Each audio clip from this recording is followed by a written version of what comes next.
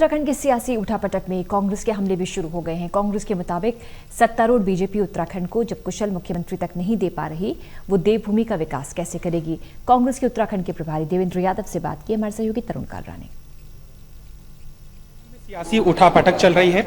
उत्तराखंड कांग्रेस के प्रभारी देवेंद्र यादव हमारे साथ मौजूद हैं। सर, किस तरह से देखते हैं उत्तराखंड को तीसरा सीएम मिलने जा रहा है? केंद्रीय नेतृत्व जो भारतीय जनता पार्टी का, उसकी नासमझी कहूँ या उनका लापरवाही उत्तराखंड के लोगों के प्रति बहुत दुखद है कि जिस तरीके से पिछले 3 महीने में ही हमें दूसरा मुख्यमंत्री देखने को मिल रहा है, पिछले 4.5 साल में तीसरा मुख्यमंत्री का आज उत्तराखंड के लोग इंतज़ार कर रहे हैं। ये कहीं ना कहीं नाकामी, फेलियर ऑफ बीजेपी लीडरशिप है और हम चाहते हैं कि इस तरीके की जो फैसले ये भारतीय जनता पार्टी पिछले 4.5 वर्षों में ले रही है, हम लगातार जो कांग्रेस पार्टी है उसके लिए लगातार अपनी आवाज़ बुलंद करती रही है। पहले वाले मुख्यमंत्री के अगेंस्ट भी सीबीआई की इंक्वायरी हाई कोर्ट ने इनिशिएट की। इस तरीके का भ्रष्टाचार उत्तराखंड के अंदर मौजूद है।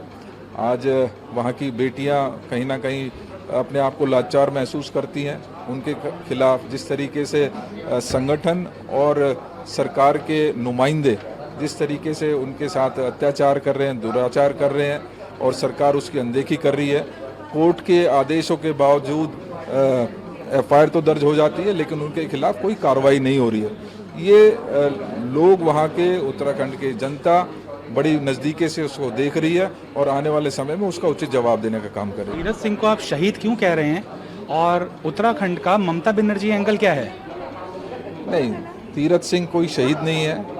जिस तीरथ सिंह के समय में कुंभ के महाघोटाला, जो एक टेस्टिंग में महाघोटाला सामने आया है, एक ऐसे भ्रष्टाचार के मुद्दे पर मैं कहूँ जिसने कोरोना काल को पूरी तरीके से बहुत गलत तरीके से डील किया, एक ऐसे मुख्यमंत्री के रूप में हम तीरथ सिंह जी को देखते हैं। कहीं ना कहीं ये मैंने कहा कि एक ऐसा मुख्यमंत्री जो बनते ही जिसने अनर्गल बयान देने शुरू किए, चाहे महिलाओं के ऊपर भद्दी टिप्पणी हो, चाहे अमेरिका के राज 200 साल के राज की बात कही हो, इस तरीके के बयान देने वाले तीरथ सिंह कहीं किसी भी तरीके से शहीद नहीं हो सकते। नहीं, आप कह रहे हैं बलि उनकी दी गई है चूंकि ममता बनर्जी को चुनाव ना लड़ने दिया जाए। ये एक अलग पहलू है जो हमारे साथी करण जी ने उठाया था। तो ये बात सही है कि कहीं ना कहीं हो सकता है कि ममता जी को भी रोकने के लिए ये स्टेप लिया गया हो।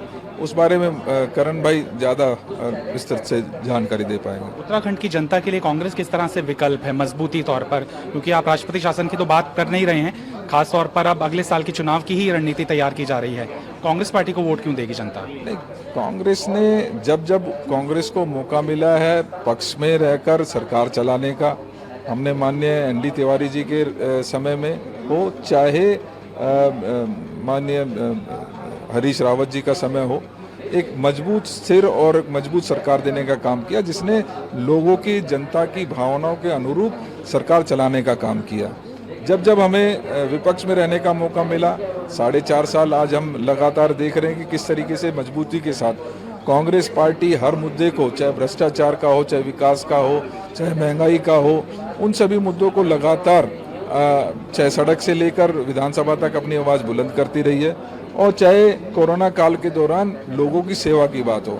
तो निश्चित ही कांग्रेस वो पार्टी है जो हमेशा एक स्थिर सरकार देने का काम करती है और लोगों की भावनाओं के अनुरूप उनकी नीतियां और सरकार चलाने का काम करती है। मैं सवाल इसलिए पूछ रहा देवेंद्र जी कि कांग्रेस खेमे के अंदर भी जो अंतर्द्वंद है वो कम नहीं है। पंजाब तक की तरह यहाँ पर भी हालात हैं, सीएलपी नहीं चुन पा रहे हैं, अध्यक्ष को लेकर भी नया मंथन चल रहा है, फेस कौन होगा उत्तराखंड के अंदर अगर चुनाव होते हैं, ये तमाम सवाल अंदर पार्टी को सुलझाने होंगे, तभी तो जनता विश्वास करेगी। मैं स्पष्ट रूप से एक बात कहना चाहता हूँ कि कांग्रेस जब भी कोई सोल्यूशन देती है वो एक स्थिर और एक मजबूत सोल्यूशन देने का काम करती है।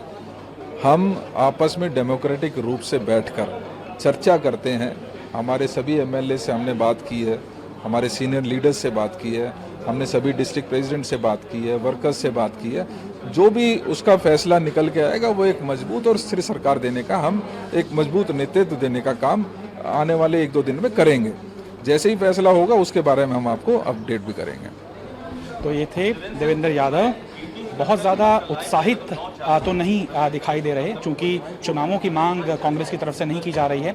लेकिन ये ज़रूर कहा जा रहा है कि उत्तराखंड की जनता, देवभूमि के लोगों के साथ धोखा किया है बीजेपी ने, और लोग तैयार हैं अपने वोट की चोट बीजेपी को देने के लिए।